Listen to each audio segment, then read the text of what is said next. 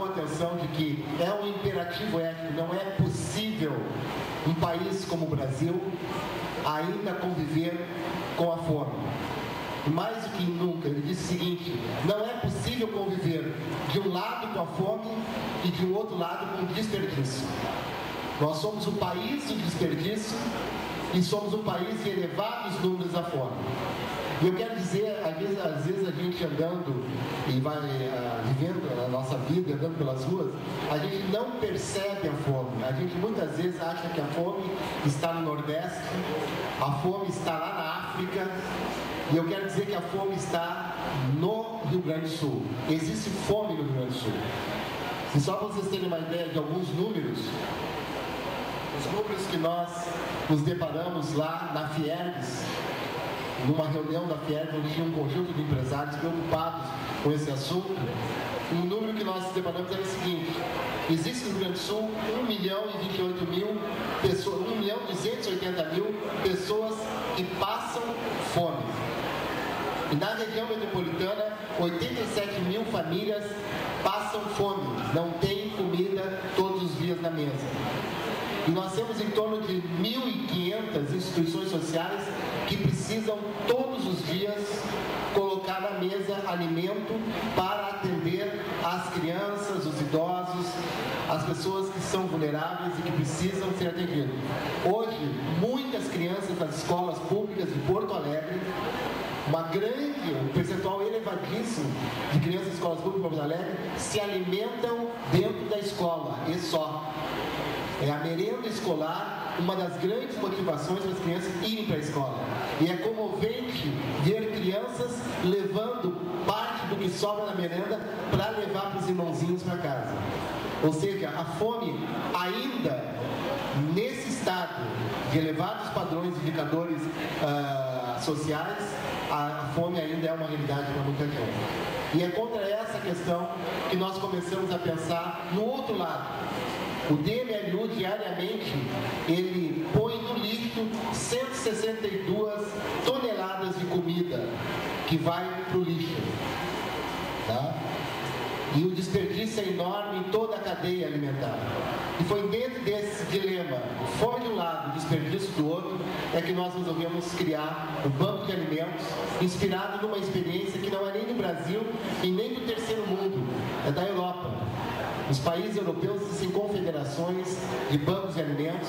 Nós fomos visitar o Banco de Alimentos de Lisboa, que foi o nosso grande benchmark, né? Nós fomos lá ver como é que funciona toda a rede de bancos de alimentos em Lisboa, que também tem fome lá, mas que tem, a comunidade europeia trabalha muito isso para a Ásia, para o leste europeu e para a África. Bancos de alimentos existem na Europa, existem nos Estados Unidos, e nos países em desenvolvimento ou subdesenvolvidos nós não tínhamos nenhum banco de alimentos. E nós somos pioneiros nessa iniciativa, que hoje já consegue entregar em mais de 210 instituições sociais, de 15 periodicamente, alimentos em torno de 100 toneladas por mês. E o nosso desafio é aumentar isso. E tudo isso é feito em cima dessa mensagem, dessa plataforma de colaboração, que é a participação de um conjunto de empresas, todo mundo colocando o seu capital para fazer com que o banco exista. O Banco de Alimentos, ele custa pouco para todo mundo e é uma instituição de grande valor, modelo já para todo o país e para a América Latina.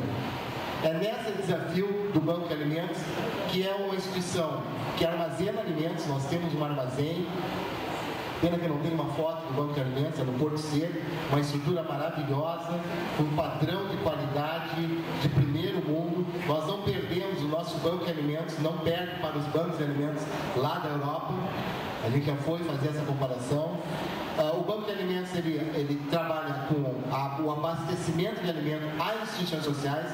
Nós não distribuímos alimento para as pessoas diretamente, ou seja, para evitar fila e evitar que essa relação se torne uma relação assistencialista.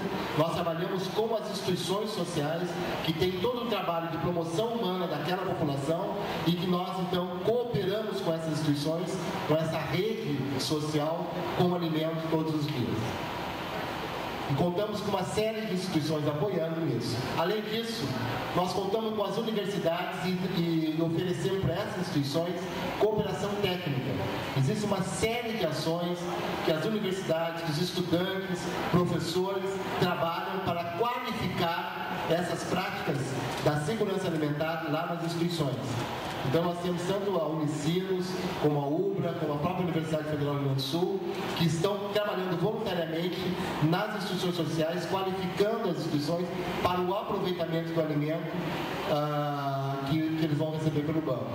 E a terceiro braço, o banco, nós temos que fazer isso, mas temos que estar sempre mobilizando a sociedade.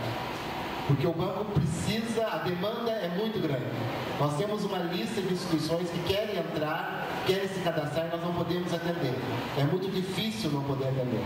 E por isso nós começamos a pensar em novos desafios. Fizemos campanhas, temos o Sábado Solidário, todo primeiro sábado de cada mês, Rotary Club, parceiros voluntários,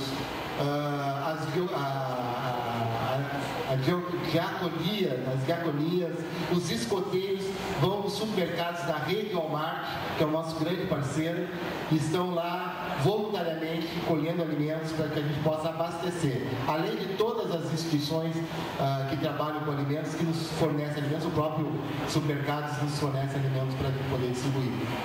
Mas a gente precisava ampliar mais.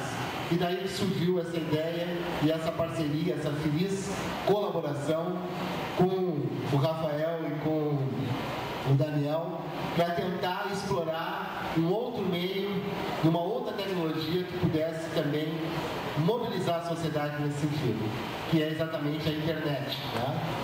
Então, a solidariedade é um clique para produzir o milagre da multiplicação. A ideia é como é que a gente faz aquela imagem lá de Jesus Cristo que tinha